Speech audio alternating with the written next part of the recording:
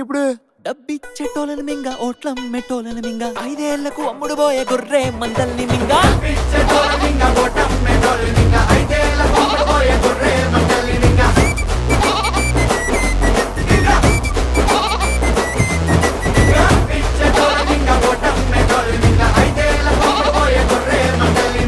నాన్న మింగడం అంటే ఏంటి నాన్న?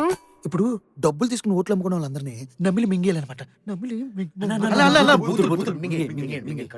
ఓకే నాన్న.